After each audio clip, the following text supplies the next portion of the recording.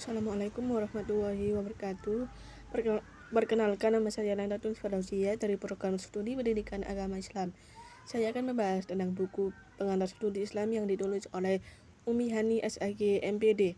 Bab 8 yaitu tentang Islam sebagai sumber ajaran. Otentisitas ajaran Islam bukan sekedar sebuah agama. Islam juga bukan sekedar rutinitas, namun Islam justru merupakan sebuah lentera yang cahayanya selalu membias dalam jagat raya yang penuh warna. Islam adalah agama yang ajarannya bisa diterima siapapun, kapanpun, dan dimanapun. Adapun yang disebut Islam sebagai agama yang ajarannya bisa diterima oleh siapapun memiliki arti bahwa Islam bukan hanya agama untuk satu orang atau satu golongan. Akan tetapi Islam adalah agama yang bagi setiap orang yang mau memasukinya secara sungguh-sungguh, karena dalam Islam tak ada istilah paksaan. Sistem pembakuan ajaran Islam tersebut adalah sebagai berikut. 1. Pembakuan secara otentik sebagai sumber dasar pokok-pokok dan prinsip-prinsip ajaran Islam sebagai wahyu dari Allah yang tertuang dalam Al-Quran. 2. Memberikan penjelasan, contoh, dan teladan pelaksanaan agama Islam secara operasional dalam sosial budaya umatnya yang kemudian dengan sebutan as-sunnah atau hadis. Dengan demikian sudah jelas bahwa Al-Quran merupakan sumber dasar dan as-sunnah merupakan sumber operasional, sedangkan ijtihad pada dasarnya merupakan penggunaan segenap daya dan kemampuan akal dan intelektual manusia untuk memahami, mengambil kebijaksanaan, serta menetapkan hukum terhadap masalah-masalah kehidupan sosial budaya umat manusia yang timbul dalam lingkungan dan tempat serta zaman tertentu. B. Karakteristik ajaran Islam. Islam adalah agama yang dibawa oleh para nabi dan rasul, bahwa Allah SAW tidak mengutus para nabi dan rasulnya kecuali mengajak manusia untuk menganut agama Islam dengan artian berserah diri kepada Allah, mengesahkan Allah dan beribadah hanya kepada Allah semata. Dan oleh karena itulah ketika Allah SAW mengutus Nabi akhir zaman, fokus yang dibawa di bawah adalah mengajak manusia untuk berislam seperti yang telah diajarkan oleh nabi-nabi dan rasul-rasul sebelumnya. Adapun karakteristik Islam yaitu 1. Sepenuhnya bersumber dari Allah. Islam merupakan agama yang bersumber dari Allah, bukan dari manusia, sedangkan Nabi Muhammad tidak membuat agama ini, tapi beliau hanya menyampaikan. Karenanya, dalam kepastiannya, Nabi berbicara berdasarkan wahyu yang diturunkan kepadanya. 2. Komprehensif. Sebagai ajaran yang komprehensif, Islam memiliki beberapa karakteristik. Yang pertama, Islam merupakan agama yang tidak dibatasi oleh dimensi ruang dan waktu. Islam tidak mengenal sekat-sekat geografis. Islam sebagai penyempurna agama-agama sebelumnya, juga berlaku sampai kapanpun, tak peduli zaman teknologi secanggih apapun. Islam tetap berfungsi sebagai pedoman hidup manusia. Setelah kita paham akan hal tersebut, maka tidak ada lagi istilah bahwa di zaman modern ajaran-ajaran Islam sudah tidak relevan lagi. 3. Sempurna. Kesempurnaan yang tercipta dalam Islam adalah kesempatan dalam waktu, minhaj, dan tempat yang akan dijelaskan di bawah ini, yaitu A. Kesempurnaan dalam waktu, yaitu Islam yang dibawa para nabi secara umum dirisalahkan kepada kaumnya.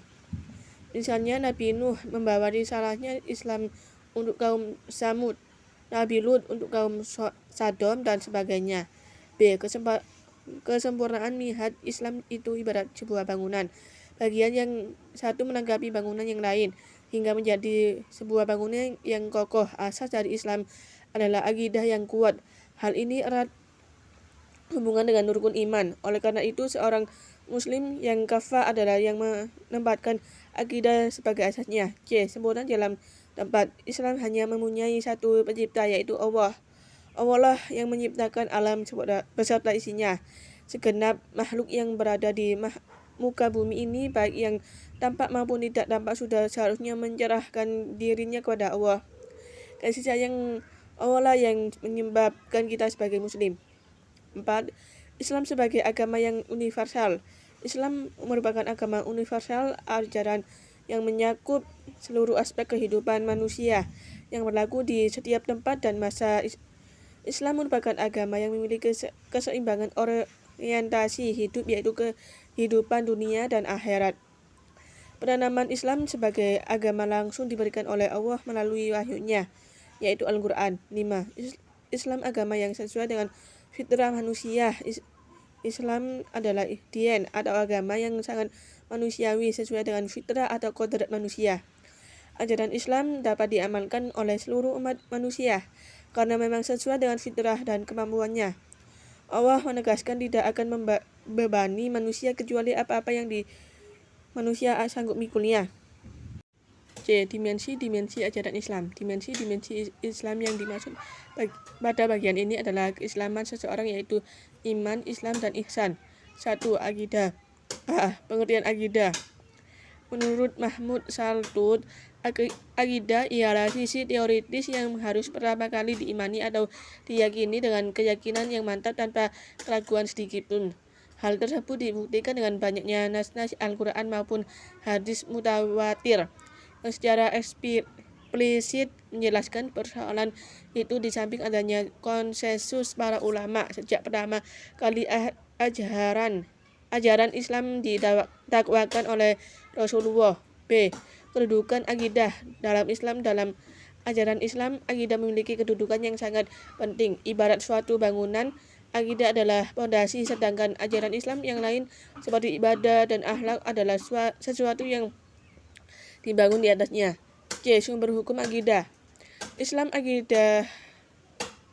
Akidah Islam adalah suatu yang bersifat tauqifi, artinya suatu ajaran yang hanya ditetapkan dengan adanya dalil dari Allah dan Rasul-Nya. Maka sumber ajaran akidah Islam adalah terbatas pada Al-Quran dan Sunnah saja. Karena tidak ada yang lebih tahu tentang Allah kecuali Allah itu sendiri, dan tidak ada yang lebih tahu tentang Allah setelah Allah sendiri kecuali Rasulullah. B. Ruang lingkup syariah. Ruang lingkup syariah lain mencakup peraturan, yaitu ibadah, muamalah, nikahat, jiyayat, jiyasah. C. Sumber-sumber syariah, yaitu Al-Quran dan hadis dan ittihad. 3. Akhlak. Definisi akhlak. Akhlak berasal dari kata tunggal khuluq. Kata khuluq adalah lawan dari kata khalq. Khalq dilihat dengan mata lahir, sedangkan khuluq dilihat dengan mata batin. Keduanya berasal dari akar kata yang sama, yaitu halaqah. Keduanya berarti menciptakan, karena memang keduanya telah tercipta melalui proses. B. Jenis-jenis akhlak. Ulama akhlak menyatakan bahwa akhlak yang baik merupakan sifat para nabi dan orang yang sidikin, sedangkan akhlak yang buruk merupakan sifat syaitan dan orang-orang yang tercelah. Maka pada dasarnya akhlak dibagi menjadi dua, yaitu akhlak terpuji dan akhlak tercelah. D. Memahami ajaran Islam dalam struktur iman, Islam, dan ihsan. 1. Iman. Iman adalah keyakinan yang menghujam dalam hati, kokoh, penuh keyakinan dan tanpa dicampuri keraguan sedikitpun.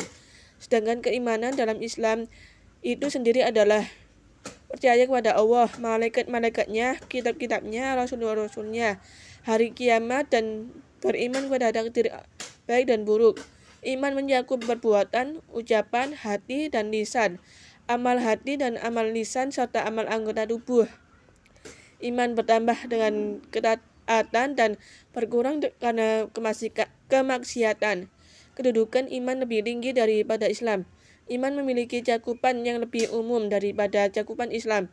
Karena ia mencakup Islam, maka seseorang hamba tidaklah mencapai keimanan kecuali jika seorang hamba telah mampu mewujudkan keislamannya. 2. Islam.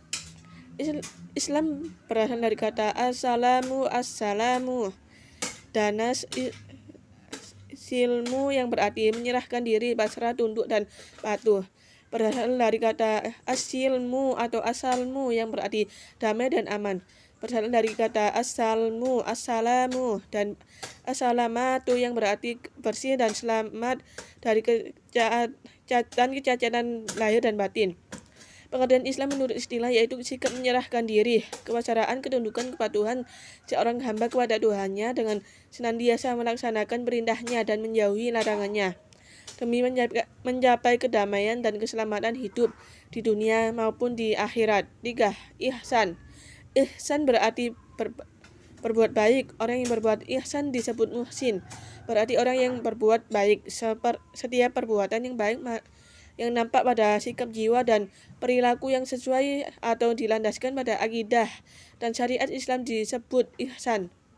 Dengan demikian, akhlak dan Islam adalah dua perantara yang berada pada suatu sistem yang lebih besar dan disebut ahlul karimah.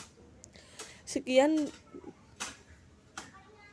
terima kasih. Apabila ada salah kata mohon maaf. Wassalamualaikum warahmatullahi wabarakatuh.